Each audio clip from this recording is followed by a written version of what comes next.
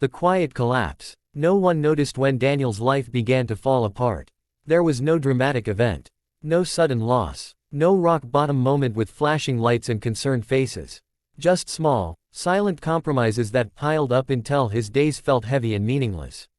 Daniel used to wake up early. Now he hit snooze 6 times. He used to read books. Now he scrolled endlessly. He used to dream. Now he survived. Every night he promised himself, tomorrow will be different. Every morning proved him wrong. The most painful part wasn't failure, it was knowing he was capable of more. He wasn't lazy. He was exhausted from fighting himself. Discipline felt like a word meant for other people, athletes, CEOs, monks in the mountains. Not someone like him, sitting in a dim apartment at midnight, eating cold leftovers and watching another hour slip away. "What's wrong with me?" he whispered one night. The silence answered honestly, "Nothing, except you don't keep your promises to yourself."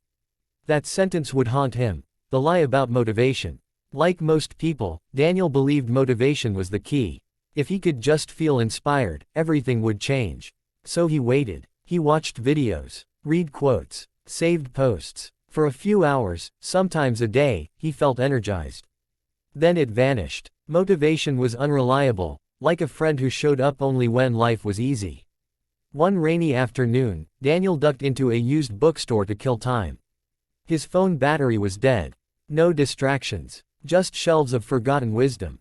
A thin, worn book caught his eye.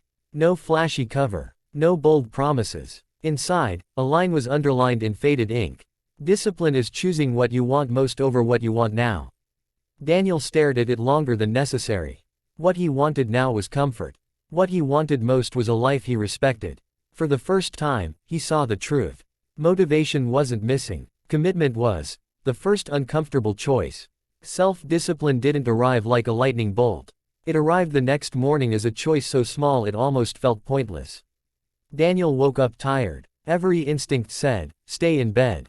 Instead, he sat up. That was it. No heroic workout. No dramatic transformation. Just sitting up when he wanted to lie down. His mind screamed, this doesn't matter.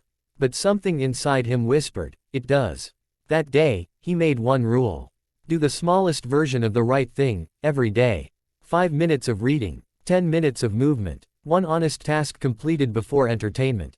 It felt embarrassingly small, but it was consistent. And consistency, he learned, was discipline's quiet twin. Discipline is not punishment. Daniel used to think discipline meant suffering. Cold showers, brutal routines, zero joy. That belief had kept him stuck. What he discovered instead shocked him. Discipline was an act of self-respect. Going to bed on time wasn't punishment, it was care. Turning off distractions wasn't restriction, it was freedom. Saying no to impulses wasn't deprivation, it was alignment. Each disciplined choice sent a message to his nervous system. You can trust yourself. That trust changed everything. The chaos in his mind slowly settled.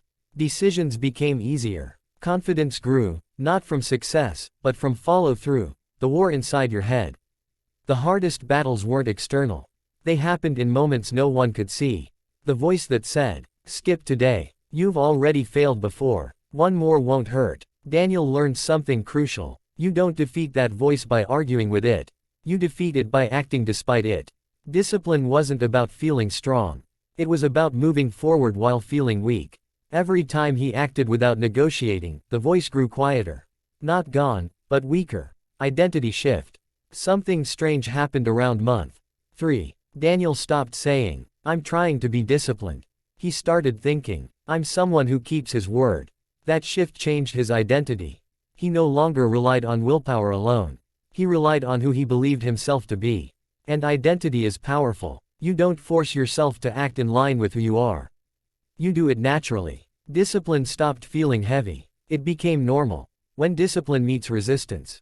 Life tested him. Bad days returned. Stress hit. Old habits tempted him. But now, discipline wasn't fragile.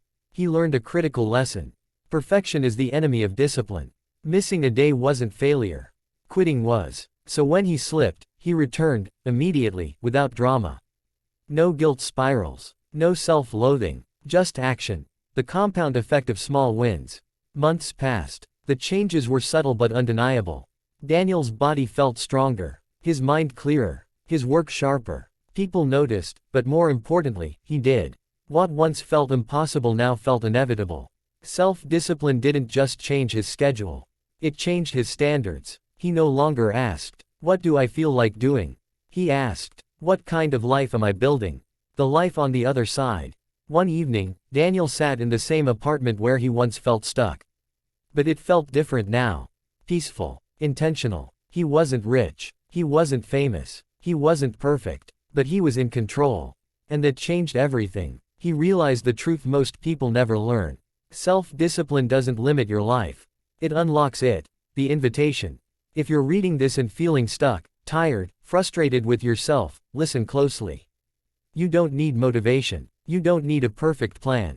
You don't need to change everything at once. You need one disciplined choice today.